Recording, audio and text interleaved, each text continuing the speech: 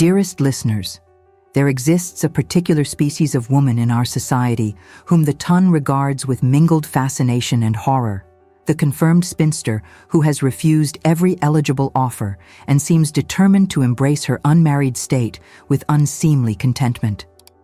Today, your humble chronicler brings you the most extraordinary tale of one such woman, whose intelligence proved as formidable as her fortune, and whose heart, though thoroughly guarded, was not quite so impervious as she believed. I do trust you have already shown your approval for such chronicles with a simple like, and have subscribed to ensure you do not miss a single tale whispered among the ton. But let us not rush forward with indecorous haste, for the best stories, like the finest embroidery, must be savored stitch by stitch, their full pattern revealed only in proper time. The spring of 1815 found Miss Theodora Sinclair in her 28th year, an age at which most women of her station had either secured respectable marriages or resigned themselves to the permanent care of relations. Theodora, however, belonged to neither category. She possessed that rarest of commodities for an unmarried woman, complete financial independence, courtesy of her maternal grandmother's considerable fortune, which had been settled upon her with such ironclad legal precision that not even her father's most creative solicitors could breach its terms. The Sinclair residence in Grosvenor Square stood as a testament to old money and older prejudices. Sir Edmund Sinclair, Baronet, had produced 3 daughters and no sons, a failure that had soured his disposition considerably over the years. His elder daughters had married respectably, if not brilliantly, Arabella to a country squire with more acres than conversation, and Henrietta to a naval captain whose prize money had exceeded expectations.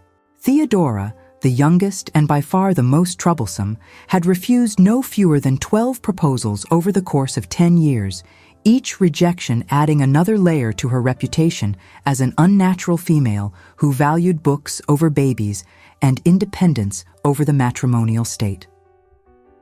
The drawing room where Theodora spent her mornings resembled more a gentleman's library than a lady's private sanctuary.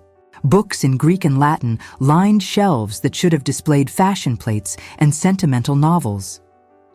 Her writing desk overflowed with correspondence from scholars, reformers, and other persons of intellectual bent who recognized in her anonymous essays a mind of considerable acuity. For Theodora possessed a secret that would have scandalized even those who already considered her beyond the pale. She wrote political commentary under the masculine pseudonym of T.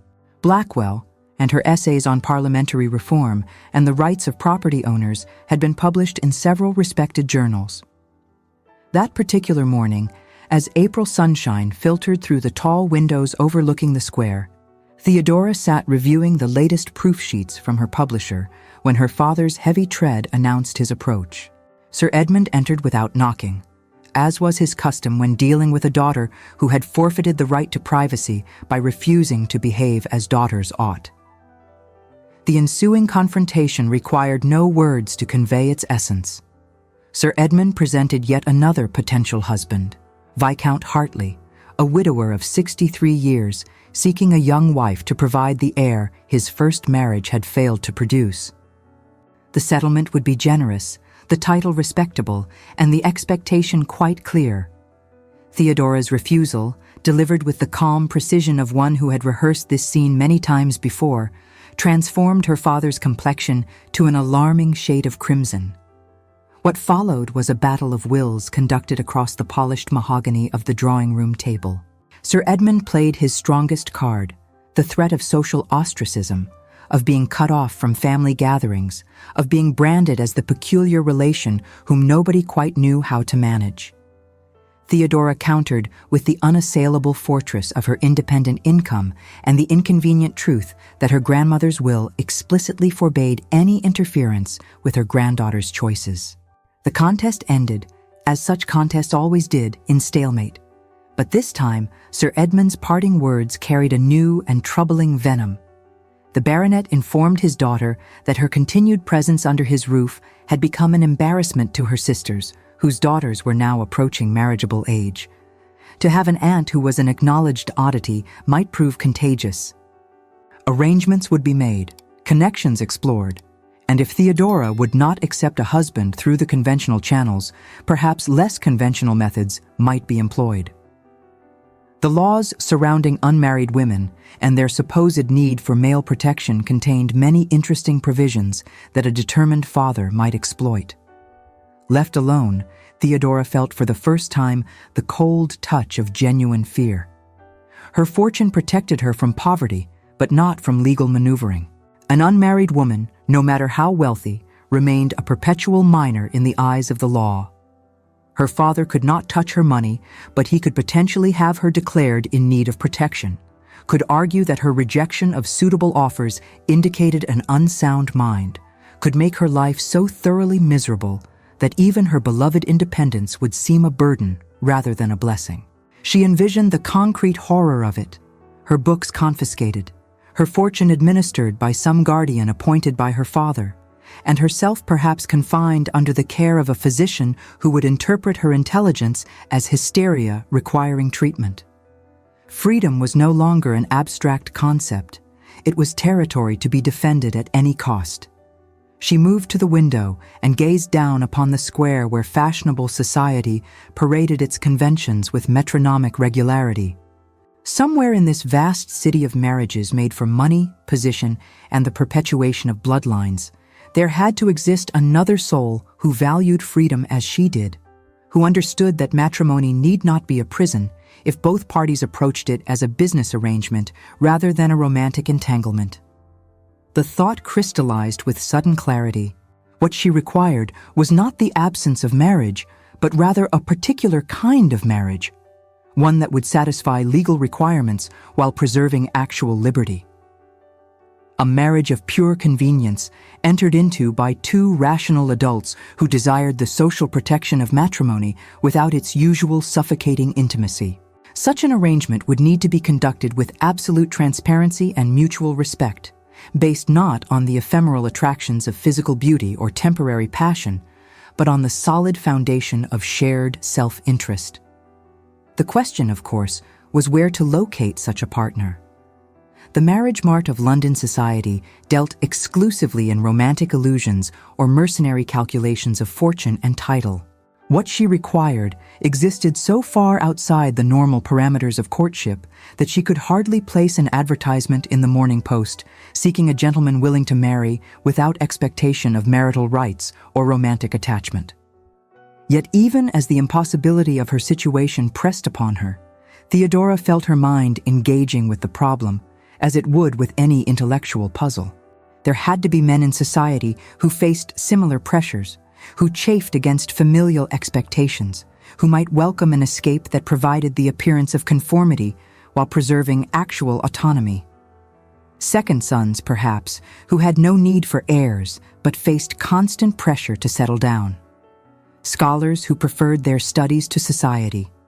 Men of independent means who found the endless pursuit of wives and the management of households a distraction from their true interests. The difficulty lay in identifying such a gentleman and approaching him with a proposal so unconventional that it might either liberate them both or destroy what remained of her reputation. Theodora returned to her desk and drew forth a fresh sheet of paper. She would not find her solution by waiting for fate to deliver it. Action, even uncertain action, beat passive resignation. She began to compile a list of possibilities drawn from her observations of society over the past decade. Men who had seemed as uncomfortable at Almack's as she felt, who had escaped to libraries during balls, who had shown more interest in books than in potential brides. The list grew slowly, each name accompanied by notes on what she had observed of character and circumstance. Some she eliminated immediately as too conventional or too desperate for heirs. Others seemed possible but too well connected to risk the scandal should the arrangement become known. By the time the mantel clock chimed noon, she had narrowed her possibilities to 3 names, and of these, one in particular caught her attention with persistent force. Lord Matteo Aldridge, second son of the Earl of Huntingdon, had been absent from society for nearly 5 years, pursuing archaeological studies on the continent. He had returned to London only recently, his appearance at a lecture on Grecian antiquities providing Theodora with her sole observation of him. Even in that brief glimpse, she had noted his discomfort in formal dress, the way his attention remained fixed on the speaker, rather than wandering to assess the assembled company. And most telling of all, the speed with which he had departed once the lecture concluded, avoiding the social pleasantries that usually followed such events. She had also observed, with a flush of awareness that irritated her considerably, the particular grace of his long scholar's hands as they gestured while he spoke briefly to a colleague, an irrelevant detail she had promptly dismissed as unworthy of consideration in so serious a calculation. More significantly, gossip suggested that Lord Matteo faced considerable pressure from his family to abandon his scholarly pursuits and contract a suitable marriage. His elder brother had recently married and produced an heir, rendering Matteo's own offspring unnecessary for succession. Yet the family apparently considered it improper for a gentleman of his standing to remain unwed at 32. His mother, in particular, was said to be campaigning vigorously to see her younger son settled. The symmetry of their situations struck Theodora with the force of revelation. Here was a gentleman who valued intellectual pursuits over social obligations, who had demonstrated by his extended absence that he preferred ancient ruins to modern drawing rooms, and who faced familial pressure to marry despite having no practical need for the connection. If ever there existed a candidate for the arrangement she envisioned, surely Lord Matteo Aldridge qualified. The question became one of approach. One could hardly send a note to a gentleman proposing marriage under any circumstances, let alone a marriage explicitly designed to be one in name only. Convention demanded that such matters proceed through careful social engineering. Accidental encounters that led to introductions, followed by a carefully calibrated dance of interest culminating in the gentleman's proposal. But Theodora possessed neither the patience for such maneuvers, nor the certainty that conventional courtship would lead to the unconventional arrangement she required.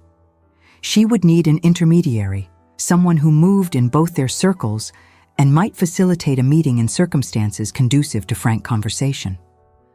Her mental catalogue of acquaintances yielded one promising possibility: Mrs. Helena Wyndham, a widow of advanced years and radical opinions who hosted a salon devoted to scientific and philosophical discourse. Mrs. Wyndham had expressed interest in Theodora's anonymous essays and had extended several invitations to attend her gatherings, which Theodora had previously declined due to her father's disapproval of the hostess's progressive views. The decision made itself. Theodora would attend Mrs. Wyndham's next salon, would contrive to be introduced to Lord Matteo should he be in attendance, and would somehow navigate the treacherous waters between proper reserve and improper candor to determine whether her assessment of his character and circumstances warranted taking the final, irrevocable step of proposing her extraordinary bargain. Mrs. Helena Wyndham's residence in Bloomsbury occupied a curious position in London society. Too intellectually respectable to be completely ostracized, too unconventional to be embraced by the strictest arbiters of the ton. Her Thursday evening salons attracted an eclectic assembly of philosophers, scientists, reformers, and those members of the aristocracy whose curiosity exceeded their concern for reputation. It was precisely the sort of gathering that Theodora's father would have forbidden her to attend, which made her decision to defy him both thrilling and terrifying in equal measure. The evening of her first attendance arrived with unseasonable warmth, London emerging from winter's grip with the tentative hope of spring. Theodora dressed with particular care, selecting a gown of deep blue silk that managed to be both fashionable and serious, avoiding the excessive embellishments that marked the very young and the determinedly marriageable. Her maid, loyal despite Sir Edmund's disapproval, arranged her dark hair in a style that suggested intellectual respectability rather than youthful flirtation. The journey from Grosvenor Square to Bloomsbury required a hired hackney, as Theodora refused to commandeer the family carriage for a destination her father would certainly condemn. The symbolic significance of this independence was not lost upon her. She was literally paying her own way toward a future of her own choosing, even if the precise shape of that future remained uncertain. Mrs. Wyndham's drawing room buzzed with animated conversation when Theodora arrived.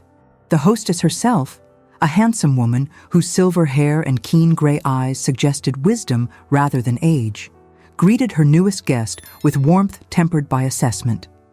She understood, Theodora realized, exactly why a notorious spinster had suddenly decided to attend a gathering she had previously avoided. The assembled company represented a cross-section of intellectual London. University professors mingled with younger scholars, artists with patrons, writers with publishers, and scattered among them, a handful of aristocrats whose interests transcended the usual preoccupations of their class. Theodora accepted a glass of Madeira and positioned herself near a conversation about agricultural reform, content to observe while taking the measure of the room. She spotted Lord Matteo Aldridge within minutes of her arrival, though it took longer to confirm his identity. He stood somewhat apart from the main clusters of guests, examining what appeared to be an ancient Greek vase displayed on a side table with the focused attention of one who genuinely cared about such objects rather than merely pretending to appreciate them for social advantage. His appearance matched her memory from the lecture. Tall and spare, with auburn hair that caught the candlelight and pale skin that spoke of more time in libraries than in ballrooms. His evening clothes, while perfectly proper, seemed to sit upon him with the awkwardness of costume rather than natural garment. Mrs. Wyndham, observing the direction of Theodora's gaze with the acuity that had made her a successful hostess, glided over to effect the necessary introduction. Lord Matteo, she announced, had recently returned from an archaeological expedition to Greece and possessed fascinating theories about the connection between ancient trade routes and the spread of philosophical ideas. Miss Sinclair, she added with deliberate emphasis, was known in certain circles for her essays on political economy and the rational organization of society. The introduction achieved its purpose with gratifying efficiency. Lord Matteo's attention shifted from the vase to Theodora with unmistakable interest, though not of the romantic variety that typically attended introductions between unmarried persons of opposite sexes. His gaze held curiosity and intellectual assessment rather than the calculating appraisal of a potential match. He expressed familiarity with the work of T. Blackwell, unaware that he was addressing the author herself, and ventured the opinion that Blackwell's recent essay on property rights had contained several provocative but defensible arguments. The conversation that followed ranged across philosophy, archaeology, and the proper role of government in regulating commerce. Theodora found herself engaged in the sort of intellectual exchange she had longed for throughout the tedious years of refusing suitors who could barely discuss topics beyond weather and horses. Lord Matteo possessed a first-rate mind unencumbered by the need to temper his opinions for feminine sensibilities. He treated her as an equal in their discourse, neither condescending nor gallant, simply present and engaged. As the evening progressed and the crowd around them shifted and reformed in the fluid patterns of social gatherings, Theodora became increasingly certain that her initial assessment of Lord Matteo's suitability had been correct. He clearly valued his scholarly pursuits above all else. His conversation revealed a man deeply uncomfortable with the usual demands of his position, who had fled to Greece not merely to study antiquities, but to escape the relentless pressure to conform to aristocratic expectations. When the topic turned, as it inevitably did in such company, to matrimony and its discontents, Lord Matteo's carefully neutral expression could not quite conceal his distaste for the institution. It was near the end of the evening, as guests began to make their departures, that opportunity presented itself in the form of a practical question. Lord Matteo mentioned his difficulty in securing access to certain collections of manuscripts held in private libraries, the owners of which were disinclined to admit a gentleman they viewed as peculiar for preferring dead languages to living society. Theodora, acting on impulse tempered by calculation, revealed her own extensive library inherited from her grandmother, which included several volumes of medieval texts and classical manuscripts. She extended an invitation, couched in the properly formal terms of one scholar to another, for Lord Matteo to examine her collection should he wish to pursue his research. The invitation was accepted with alacrity, and arrangements were made for his call the following Tuesday, during the hours when such visits were conventionally received. Yet even as they exchanged these proper courtesies, Theodora sensed that both of them understood this was not to be an ordinary morning call conducted under the watchful eyes of chaperones for the purpose of advancing a courtship. This would be something far more dangerous and potentially far more valuable. An opportunity for frank conversation between two intelligent adults who had both grown weary of playing roles society assigned them. Theodora departed Mrs. Wyndham's salon with hope kindling in her chest for the first time in months. She had found her candidate, or rather, fate and Mrs. Wyndham between them had delivered him.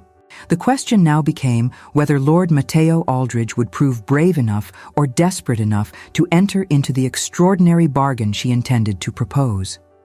The days until Tuesday passed with agonizing slowness. Theodora prepared for Lord Matteo's visit with the same meticulous attention she brought to her writing, considering every possible objection he might raise and formulating responses.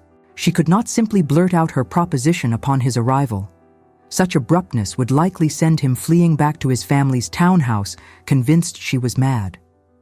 The approach required delicacy, a careful revelation of their mutual predicament, followed by the gradual introduction of her solution. She prepared the library with equal care, ensuring that the most impressive volumes were readily accessible and that the room itself conveyed serious scholarship rather than frivolous femininity.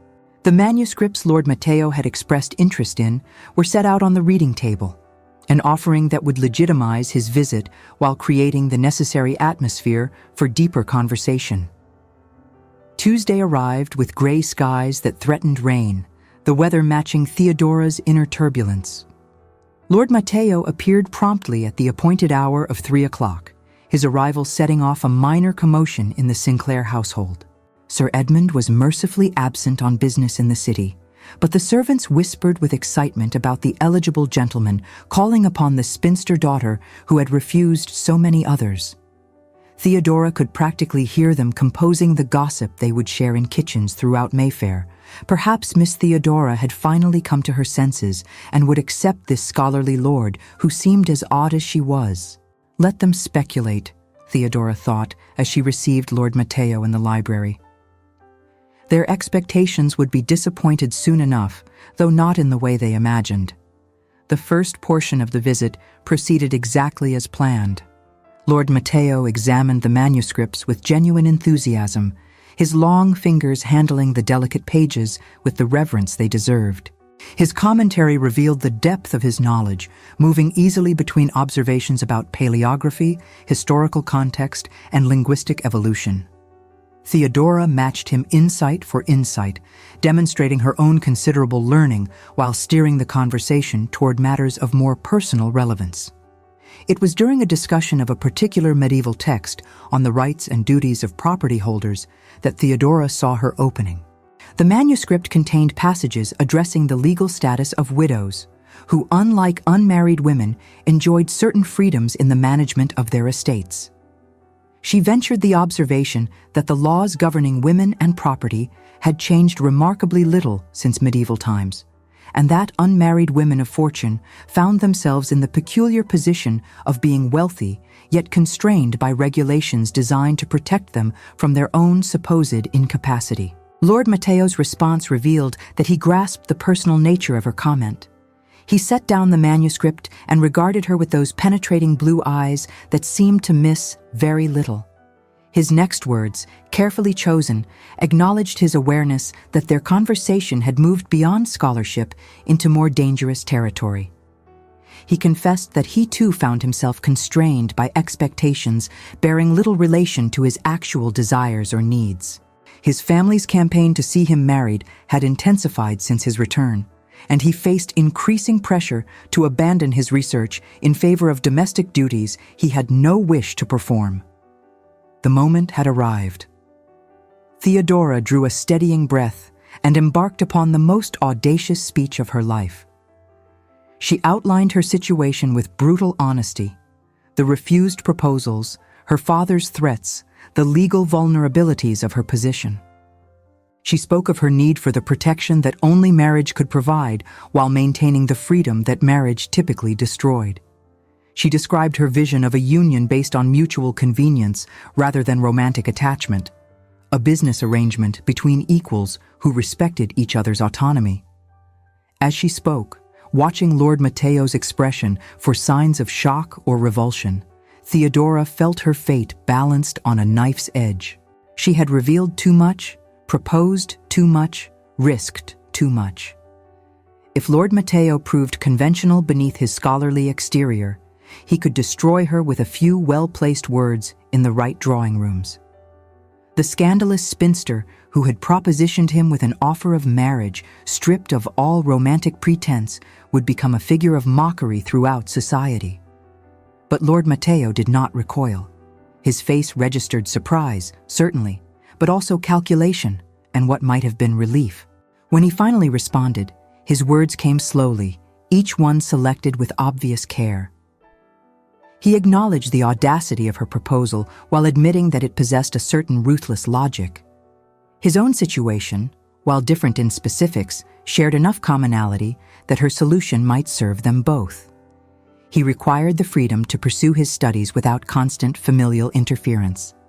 She required the legal protection that only a married woman possessed. A marriage of pure convenience, conducted with complete transparency about its terms, might indeed answer both their needs. The conversation that followed ranged over practical matters with a frankness that would have horrified any proper chaperone.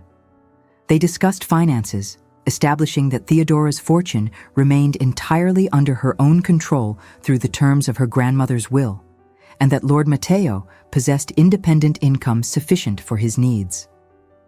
They addressed the question of residence, agreeing that separate establishments would be maintained.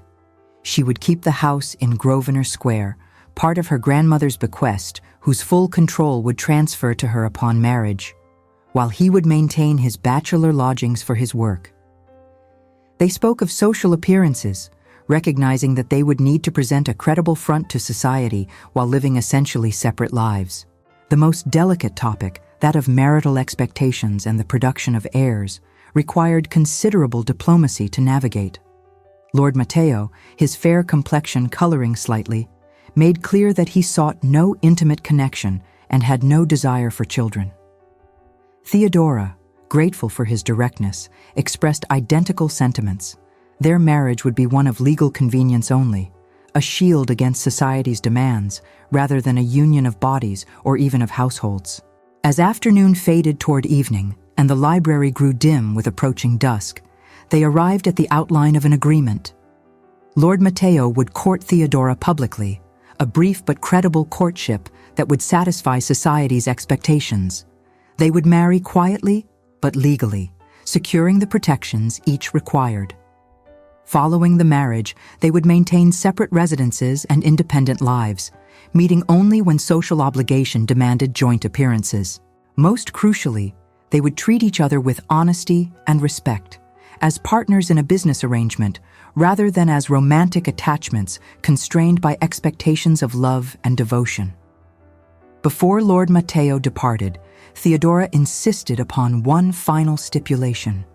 Should either of them wish to dissolve the arrangement at any point, they would part as friends if possible, enemies only if absolutely necessary. Lord Matteo agreed, though he noted wryly that divorce would prove nearly impossible without scandal that would defeat the purpose of their arrangement. They would need to choose carefully, for this bargain, once struck, would bind them for life. The weeks that followed unfolded with the precision of a military campaign. Lord Matteo began calling upon Theodora with the regularity expected of a serious suitor.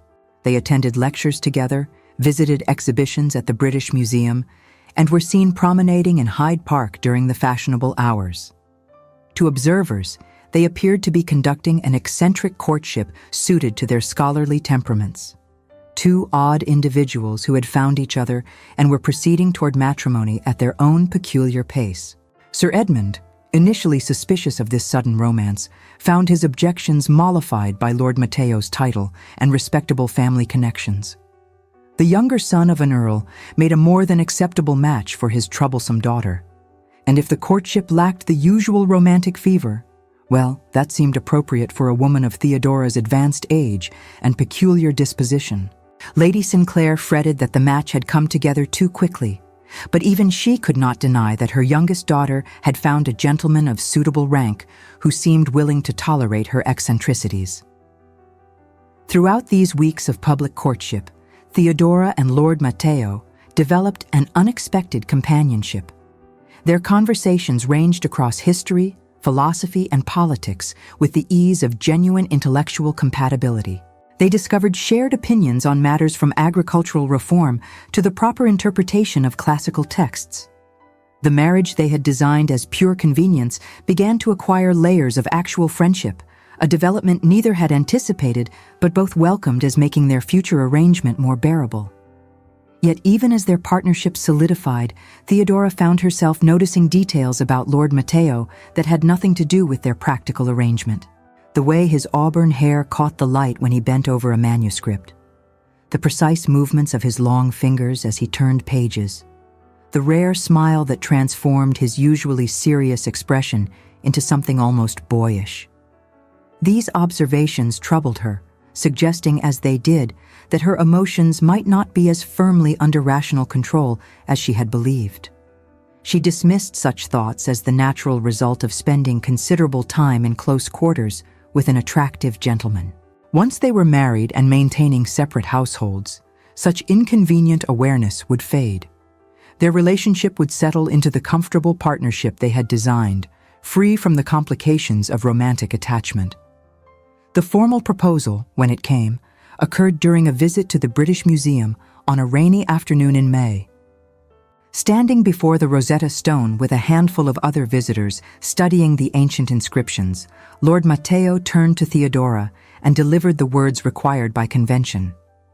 His tone conveyed no romantic passion, but rather the solemnity of a binding contract being ratified.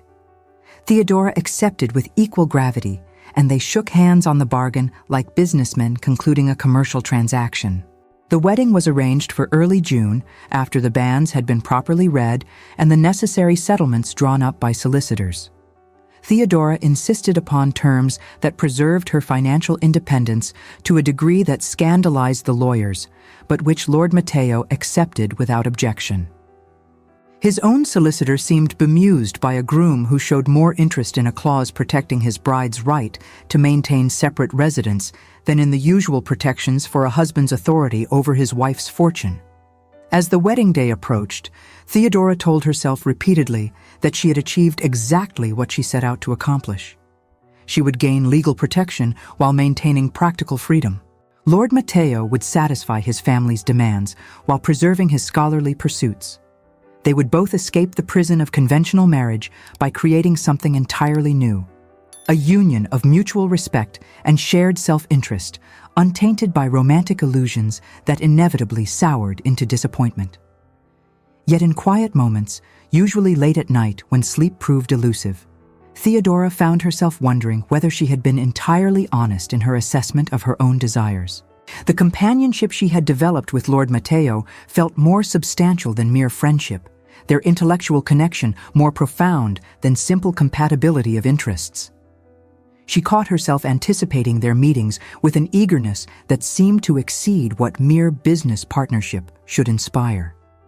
Such doubts, she firmly told herself, were merely the natural anxiety preceding any major life change. Once the wedding was accomplished, and they settled into their agreed-upon arrangement, these unsettling feelings would subside. She had designed this marriage to avoid precisely the sort of emotional complications that plagued conventional unions. She would not allow inconvenient sentiment to undermine the rational foundation upon which she had built her solution. The wedding of Miss Theodora Sinclair to Lord Matteo Aldridge took place on a bright morning in early June at St. George's, Hanover Square. The ceremony itself was modest by society standards, attended primarily by immediate family and a select group of friends. Theodora wore a gown of ivory silk trimmed with Brussels lace, elegant but not ostentatious, befitting a bride of 28 who had no pretensions to girlish innocence. Lord Matteo appeared in mourning dress that, while perfectly correct, seemed to fit him with the same awkwardness as all formal attire, as though his mind remained focused on matters more significant than fashion. The words of the ceremony rang with traditional weight, binding them together before God and witnesses in language that had united countless couples across centuries. Yet as Theodora spoke her vows, she could not help but reflect on the vast distance between the conventional meaning of these promises and the actual terms of their private arrangement. She pledged to love, honor, and obey, while both she and Lord Matteo understood that their union was predicated upon mutual respect rather than romantic devotion, and that obedience formed no part of their negotiated settlement. The wedding breakfast held at the Sinclair residence in Grosvenor Square proceeded with the usual mixture of congratulations and barely concealed speculation. Theodora's sisters examined the groom with frank curiosity, clearly wondering what had finally induced their obstinate youngest sibling to marry after refusing so many supposedly superior offers. Lord Matteo's family, represented by his mother, Lady Huntingdon, and his elder brother, the current Earl, attended with expressions that suggested relief more than joy. They had secured the younger son's marriage and could now turn their attention to other matters. Throughout the festivities, Theodora and Lord Matteo maintained the performance required by their audience. They stood together receiving good wishes, cut the elaborate cake, and endured the usual jests about married life that made them both uncomfortable for different reasons than the speakers imagined. To all observers, they appeared as any newly married couple, perhaps somewhat older and more reserved than usual, but fundamentally following the expected pattern. The departure for their wedding journey provided the first test of their arrangement. Convention demanded that newlyweds retreat into romantic seclusion, but Theodora and Lord Matteo had agreed upon something rather different.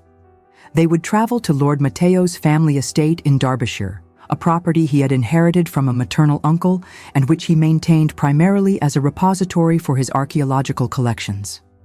There, they would spend a month establishing the fiction of their honeymoon while actually engaging in the scholarly pursuits each found genuinely satisfying. The journey north took 3 days, traveling at a pace that allowed for reasonable comfort rather than romantic urgency.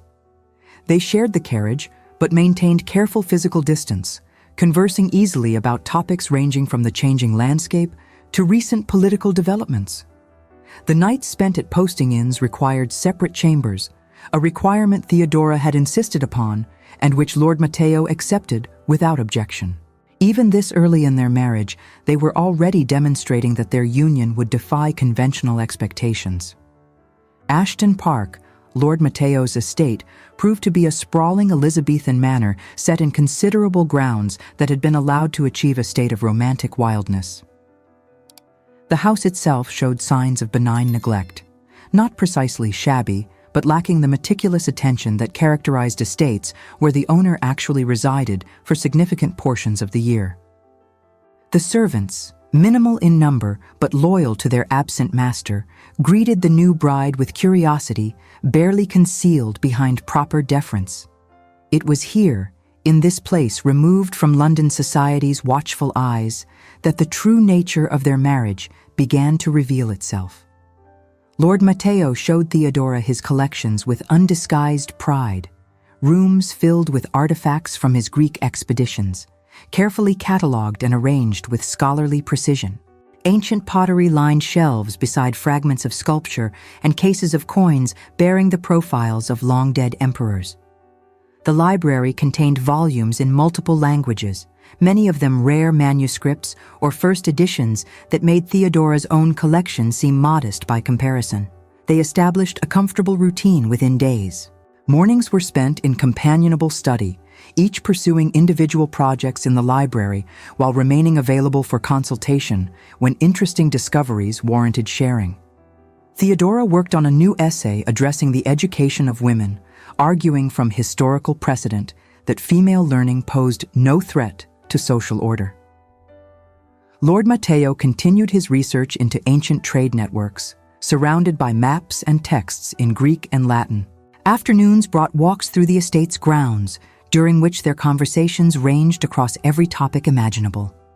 Theodora discovered that Lord Matteo possessed decided opinions on everything from architecture to agricultural improvement, delivered with a dry wit that she found increasingly appealing.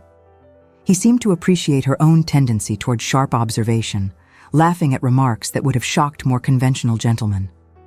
It was during these walks that Theodora began to acknowledge, despite her best efforts at rational denial, that her feelings toward Lord Matteo were evolving beyond mere friendship or business partnership. She found herself watching him when he did not notice, the way he squinted slightly when examining something closely, suggesting he ought to wear spectacles, but vanity prevented it. The animation that transformed his usually reserved features when discussing a subject that genuinely excited him. The kindness he showed to the estate's tenants during their chance encounters, treating working people with the same courtesy he extended to equals. Most dangerously, she discovered that his physical presence affected her in ways she had not anticipated. When they walked together and their arms accidentally touched, she felt an electric awareness that seemed entirely disproportionate to such minor contact. When he helped her over rough ground, his hand on her elbow sent warmth radiating through her body. These sensations disturbed her precisely because they contradicted the rational basis upon which their marriage had been founded. Lord Matteo, for his part, maintained perfect propriety. He treated her with unfailing respect, never presuming upon their married status to claim intimacies she had explicitly excluded from their agreement. Their chambers remained separate. Their interactions, while friendly and intellectually stimulating, preserved careful boundaries. If he felt any attraction toward her beyond appreciation for a compatible mind, he gave no indication. One evening near the end of their second week at Ashton Park, circumstances conspired to test the foundations of their arrangement. A severe thunderstorm struck with the sudden violence characteristic of summer weather, transforming the house into an island surrounded by sheets of rain. The aged roof developed several leaks, one of which unfortunately occurred directly above Theodora's bedchamber, forcing a hasty relocation of her belongings. The only available room suitable for a lady was adjacent to Lord Matteo's own chamber, separated by a connecting door that could be locked from either side. The symbolism was not lost on either of them as the housekeeper apologetically directed servants to transfer Theodora's trunks. They would now be sleeping with only a thin wooden door between them, a situation that would seem entirely natural to any conventional married couple, but which introduced unwelcome complications into their carefully calibrated distance. That night, lying in an unfamiliar bed while rain pounded against the windows and thunder rolled across the Derbyshire hills, Theodora found sleep impossible. Her awareness of Lord Matteo's proximity dominated her thoughts. She imagined she could hear him moving about in the next room, though the storm's fury likely masked any actual sound. The connecting door seemed to pulse with significance, representing both the barrier that preserved their agreement and the threshold that, once crossed, would fundamentally alter everything between them. She told herself firmly that such thoughts were ridiculous. They had an arrangement based on rational self-interest. Physical attraction, assuming she did indeed feel such inconvenient attraction, need not translate into action. She was perfectly capable of experiencing desire without acting upon it, of maintaining the boundaries they had established regardless of her body's treacherous responses. Yet even as she formulated these stern mental lectures, Theodora knew that something had shifted. The companionship of their first weeks of marriage, pleasant as it had been, now carried an undercurrent of tension. She had begun to want things their agreement explicitly excluded, to imagine scenarios that contradicted their carefully negotiated terms. The question that kept her wakeful through the storm's fury was whether Lord Matteo felt anything similar, or whether he remained content with their passionless partnership while she alone struggled with inconvenient desire. The remainder of their stay at Ashton Park unfolded under the shadow of that storm-filled night. The weather had passed by morning, leaving the world washed clean and sparkling, but the atmospheric disturbance within Theodora persisted, She found herself hyper-aware of Lord Matteo's presence, noticing details that should not matter, the way he absently ran his fingers through his auburn hair when puzzling over a translation, the precise shape of his hands as they held a manuscript, the rare moments when his serious expression gave way to genuine laughter. Lord Matteo, observant despite his scholarly preoccupation, clearly sensed that something had changed. His manner toward her grew cautious, as though he feared overstepping boundaries he could not quite identify. Their conversations, while still intellectually engaging, acquired a new constraint, words chosen with greater care than the easy exchanges of their earlier days together. They returned to London in late June to face the social obligations attendant upon their new married state. The house in Grosvenor Square, now officially Theodora's through the terms of her grandmother's settlement, which had stipulated transfer of full control upon her marriage, became their primary residence, though Lord Matteo maintained his bachelor lodgings ostensibly for the convenience of his work. To society's eyes they appeared as a somewhat unconventional but acceptable couple, a scholarly gentleman and his intellectual wife, who shared interests unusual for their sex, but not scandalous. The carefully maintained fiction of their marriage required regular performance. They attended dinners together, appeared at lectures and exhibitions as a united front, and received callers in the drawing room with tea and polite conversation. Theodora's sisters, visiting to assess how matrimony suited their once obstinate sibling, found nothing obviously amiss beyond the curious fact that Lord Matteo seemed to spend considerable time at his lodgings rather than his wife's residence. But maintaining the public facade grew increasingly difficult for Theodora as private truth diverged further from public performance. Her feelings toward Lord Matteo, no longer deniable even to herself, had evolved from intellectual appreciation to something far more complicated. She had fallen in love with her husband, a development so perfectly absurd and thoroughly inconvenient that she would have laughed had the situation not caused her such genuine distress. The rational part of her mind, which had always governed her decisions, insisted that this emotional development need not alter their arrangement. She had entered the marriage with clear eyes and explicit terms. That she had subsequently developed feelings Lord Matteo almost certainly did not share merely made their situation awkward, not impossible. She could continue as they had agreed, maintaining the fiction of their union while managing her inappropriate emotions with the same discipline she brought to all challenges. Yet the heart, as she was discovering, proved far less amenable to rational management than the mind. She caught herself watching for Lord Matteo's arrival when he called, feeling anticipation entirely disproportionate to what should be routine interaction between business partners. His departure left her inexplicably melancholy, the house seeming emptier than it had any right to feel. Most troublingly, she found herself imagining impossible scenarios. Lord Matteo confessing similar feelings, their marriage transforming from convenient fiction to genuine union, the connecting door between their chambers opening not through accident, but invitation. Such fantasies were dangerous precisely because they undermined the foundations upon which they had built their arrangement. She had proposed a marriage of convenience to preserve her freedom. Falling in love defeated that purpose as thoroughly as accepting a conventional match would have done. Love made one vulnerable, created dependencies, transformed rational partnership into emotional entanglement with all its attendant risks of pain and disappointment. The crisis point arrived in early July during a lecture at the Royal Society. Lord Matteo had been invited to present his research on trade routes in the ancient Mediterranean, and Theodora attended to show wifely support. The lecture itself proved fascinating, demonstrating the breadth of his knowledge and the clarity of his thinking as he moved between languages and epochs with practiced ease. The hall was steeped in reverent silence, suffused with the scent of beeswax and aged paper, the air thick with an intellectual attention that Theodora would ordinarily have savored. What undid Theodora's careful emotional management, however, was not the lecture, but what followed. A group of scholars surrounded Lord Matteo afterward, peppering him with questions and challenging his conclusions with the vigor that characterized genuine intellectual exchange.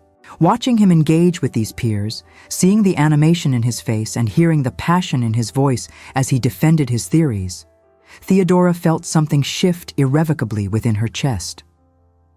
This was not mere physical attraction or intellectual compatibility.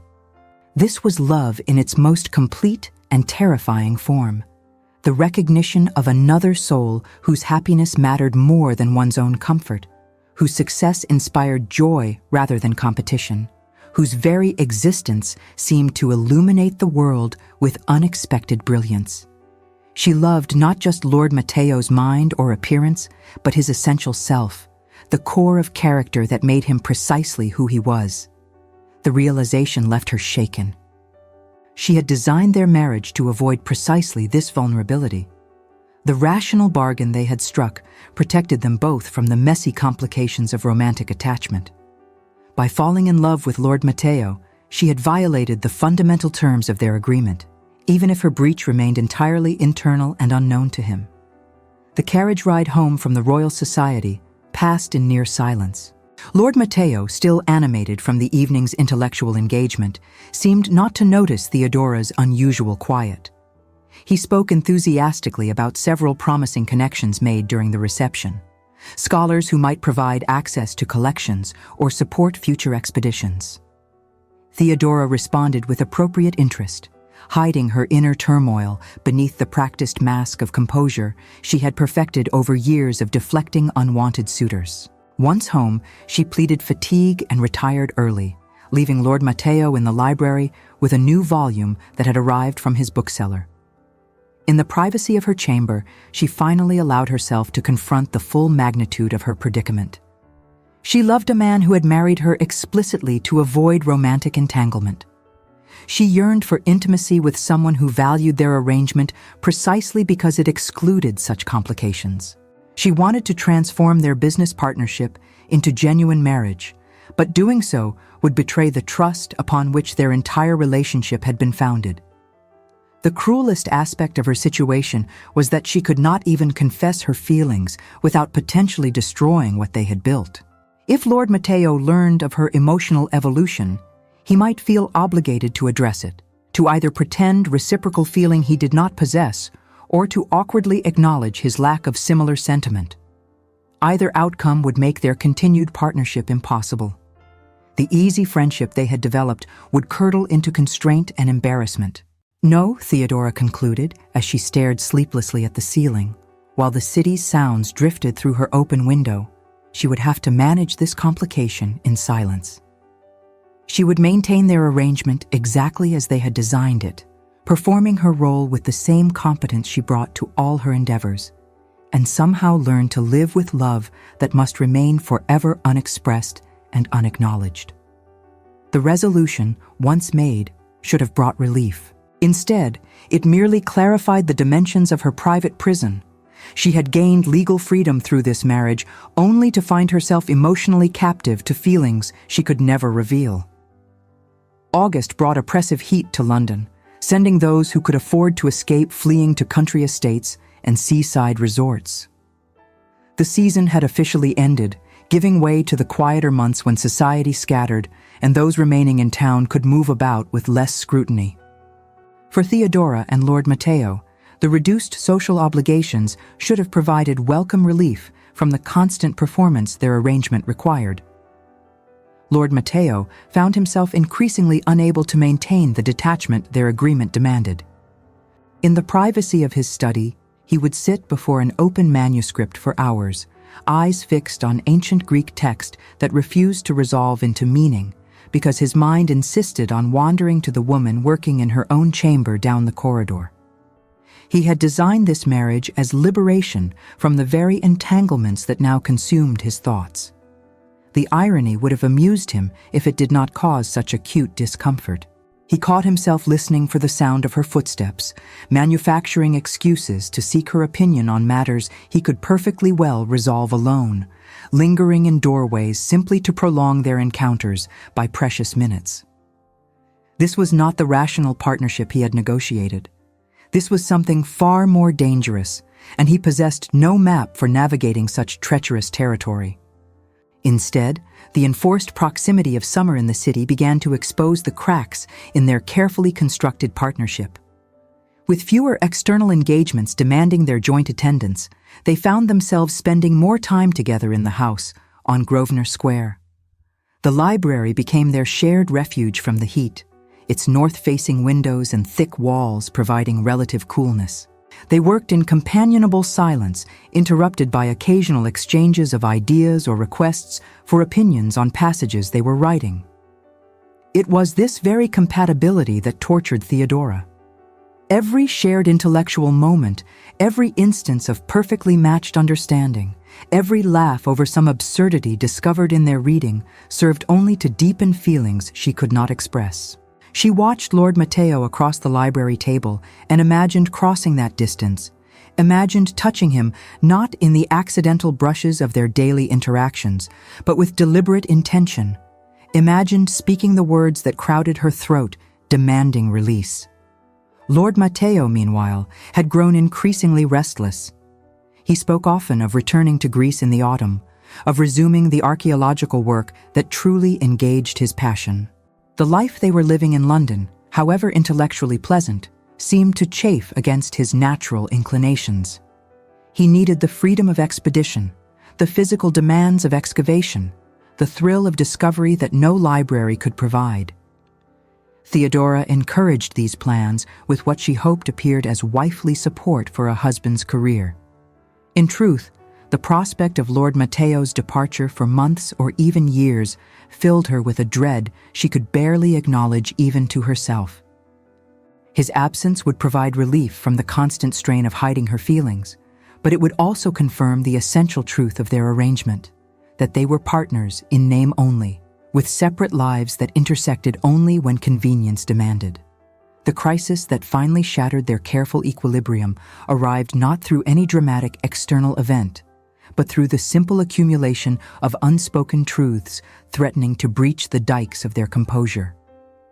It began one evening in mid-August, when the heat had driven them to seek relief in the garden behind the house. Night had fallen, but brought little cooling, the air heavy with moisture that promised rain without delivering it. They sat in the garden's furthest corner, a bench partially obscured by climbing roses whose scent hung thick in the stillness. Lord Matteo had been describing his plans for the Greek expedition with unusual detail, as though seeking her approval or perhaps her objection. Theodora listened with outward calm while inwardly wrestling with the realization that his departure would leave her utterly alone with feelings that had nowhere to go. When she could bear the pretense no longer, she interrupted his description of excavation techniques with a question that surprised them both. She asked, with studied casualness that fooled neither of them, whether he had ever regretted their arrangement, whether the marriage of convenience had proven as satisfactory as they had anticipated during their original negotiations. The question hung in the darkness between them. Lord Matteo fell silent, and Theodora could feel rather than see his attention shift entirely to her. When he finally responded, his voice carried a tension she had never heard before. He said that the arrangement had proven satisfactory in all the ways they had designed it to be. It provided legal protection for her, social acceptance for him, and preserved the freedom each valued. But satisfaction, he noted with careful precision, was not the same as happiness, and their agreement had not anticipated certain complications that might arise from spending considerable time in such close quarters. Theodora's heart began to race. She asked what complications he meant, hardly daring to hope that his words implied anything beyond practical concerns. Lord Matteo hesitated, and in that hesitation, Theodora heard entire volumes of unspoken confession. He spoke haltingly of discovering that intellectual compatibility could create its own form of attachment, that respect and friendship might evolve into more complex emotions, that what began as business arrangement could become something harder to define and more difficult to maintain with the distance they had agreed upon. The admission, elliptical as it was, cracked open the door Theodora had kept so carefully locked. She responded with matching indirection, acknowledging that their arrangement had indeed grown complicated, that the boundaries they had established seemed increasingly arbitrary, that friendship and partnership did not adequately describe what had developed between them during their months of marriage. They spoke in circles and euphemisms, two intelligent people dancing around direct confession, each waiting for the other to break the pattern of careful restraint. Lord Matteo ventured that he had been reading recently about the ancient Greek concept of philia, the deep friendship between equals, and wondered aloud whether such connections sometimes transformed into something the philosophers had not adequately categorized. Theodora recognized the opening for what it was, but found herself retreating into academic discourse, discussing Aristotle's taxonomy of love while her heart hammered against her ribs with what she desperately wanted to say. Another silence fell between them, heavy with unspoken words. Lord Matteo began again, speaking of how the rational mind might design a life only to discover that the heart possessed its own architecture, one that did not always align with careful planning. Theodora agreed too quickly, adding that surely such divergence need not destroy what had been rationally built, even as she wondered whether she was arguing for acceptance of her feelings or denial of them. The night deepened around them, and somewhere in the distance thunder rumbled, promising the relief of rain.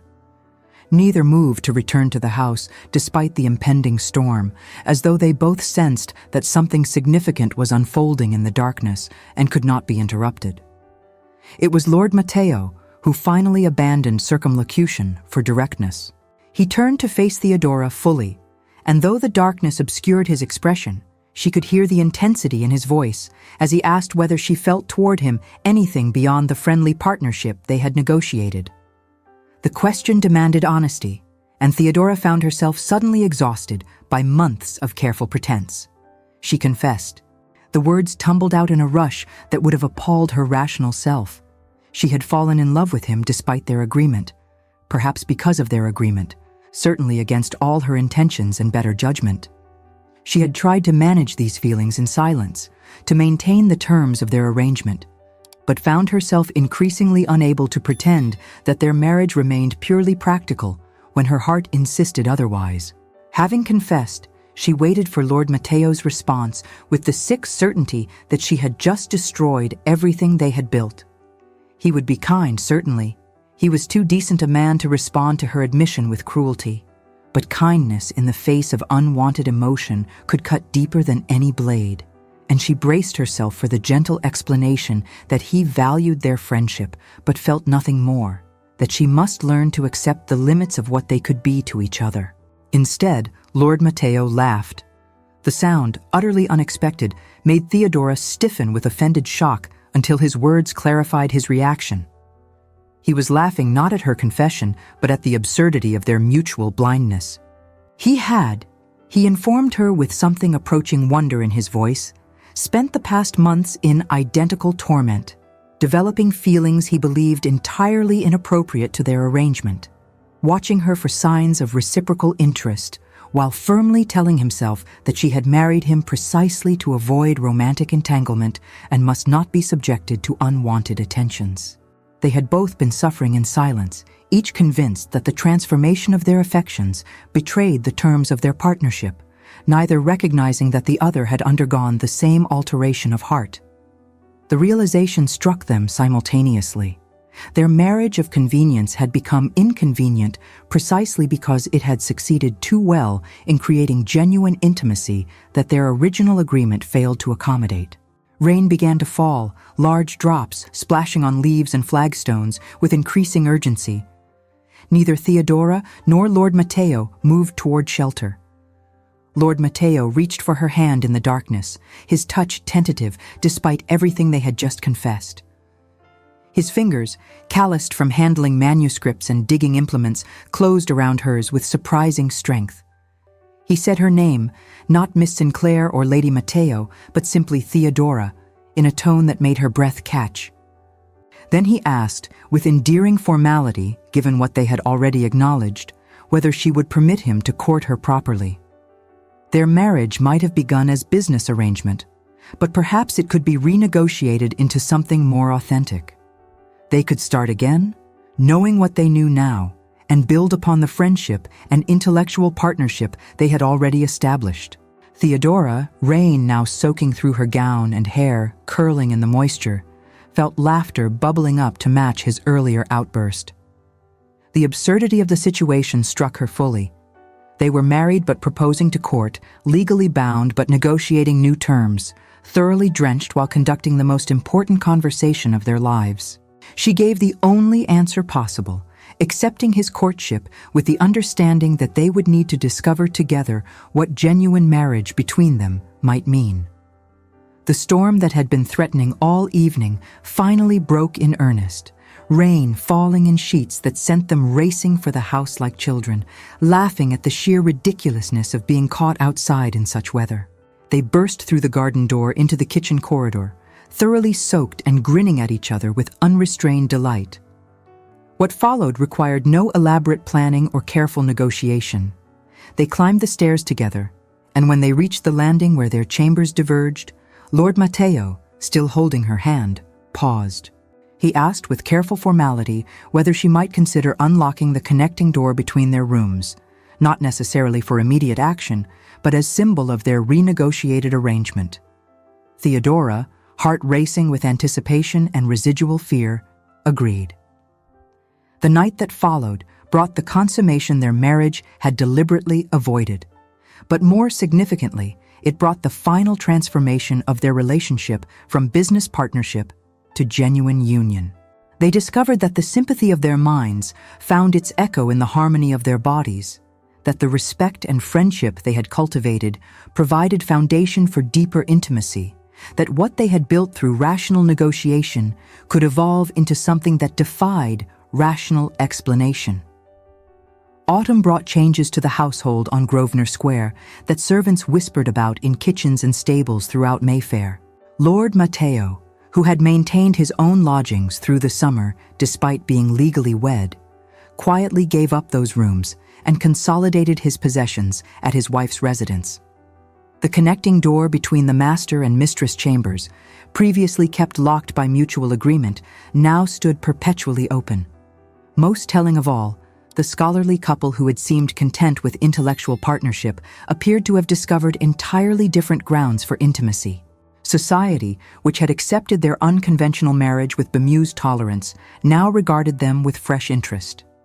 Invitations arrived in renewed quantities. Hostesses always welcomed couples who presented as genuinely attached rather than merely tolerating each other for form's sake. Theodora and Lord Matteo found themselves somewhat reluctantly drawn back into social circulation, though they limited their acceptances to events that genuinely interested them rather than feeling obligated to maintain constant visibility. The transformation of their marriage from convenient fiction to authentic partnership required ongoing negotiation.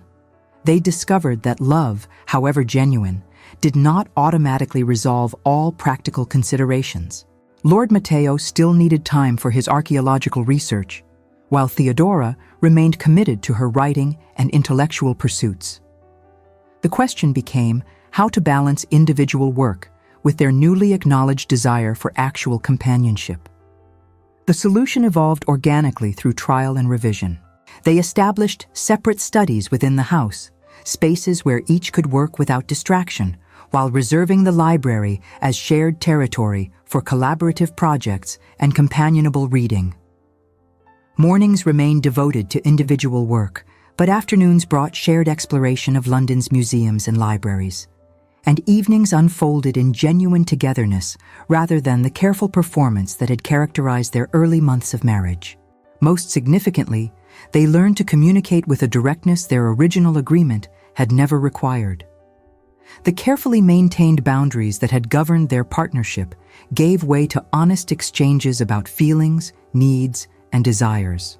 When Lord Matteo expressed desire to return to Greece for an extended expedition, Theodora responded not with the wifely support she had previously offered, but with genuine objection. She would miss him, she said, and would prefer to accompany him rather than remain alone in London.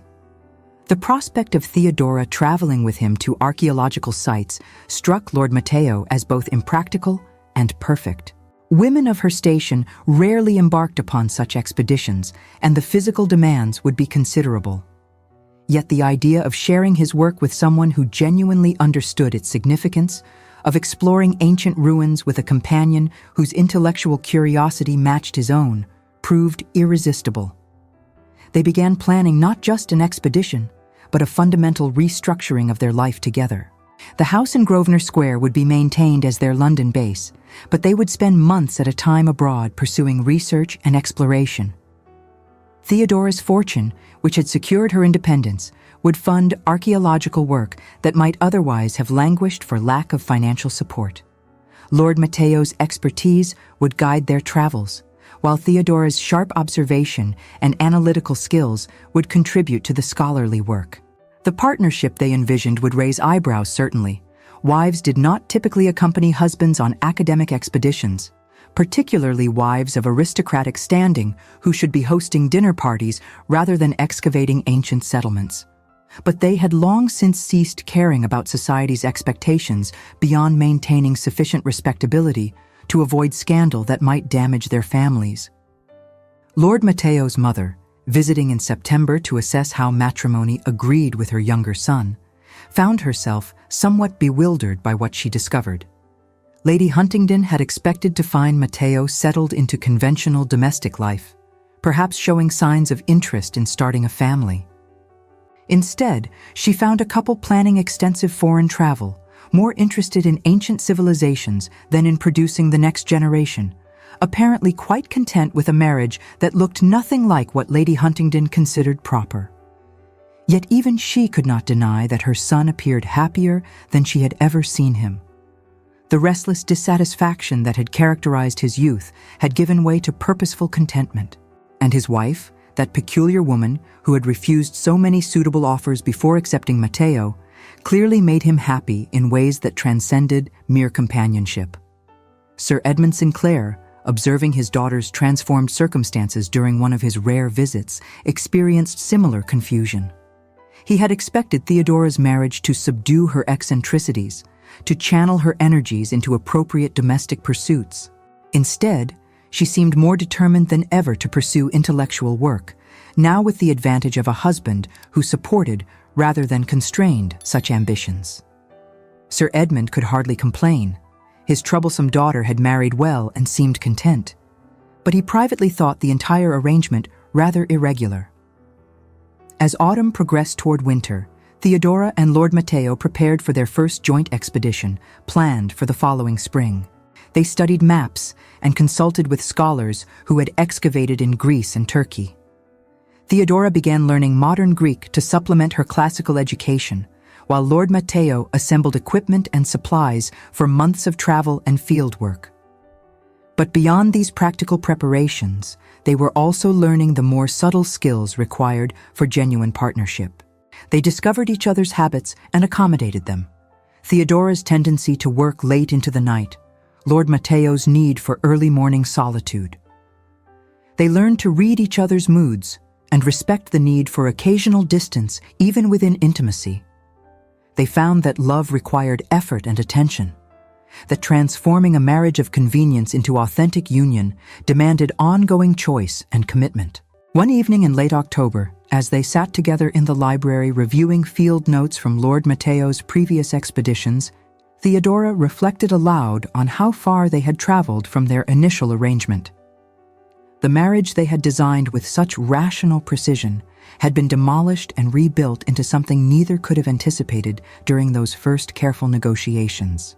They had gained everything they sought: legal protection, personal freedom, intellectual partnership, but through means entirely different from what they had planned. Lord Matteo, looking up from the map he had been annotating, agreed with a smile that had become familiar in recent months. Their carefully constructed business arrangement had collapsed not because it failed, but because it succeeded too well, creating conditions in which genuine feeling could develop. They had both entered marriage determined to avoid emotional vulnerability, only to discover that real partnership required precisely that vulnerability they had sought to escape. The irony pleased them both. Two supremely rational people had designed a marriage to exclude passion and romance, only to find that intellect and emotion proved less separable than philosophy suggested. Their love had grown, not despite their careful planning, but because of it. Rooted in the mutual respect and honest communication their arrangement had demanded from the beginning. As winter settled over London and they continued their preparations for spring travel, Theodora and Lord Matteo discovered a final truth about their transformed marriage. The freedom they had both valued so highly, the independence that had driven them to seek this unconventional arrangement, proved more genuine in partnership than in isolation. True autonomy, they learned, came not from avoiding attachment, but from choosing attachment with someone who respected rather than constrained one's essential self.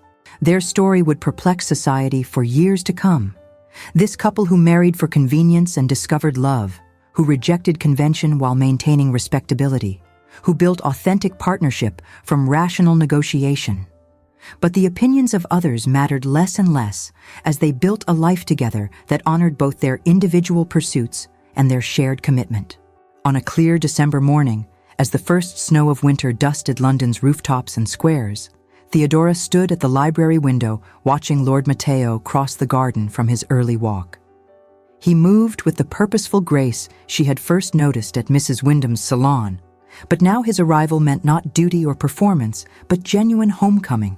The door would open, he would bring cold air and book purchases from his walk past the booksellers, and they would spend the morning working in comfortable companionship, punctuated by shared discoveries and occasional touches that still sent electricity through her, despite months of marriage. She had set out to secure her independence through strategic matrimony and had succeeded beyond measure.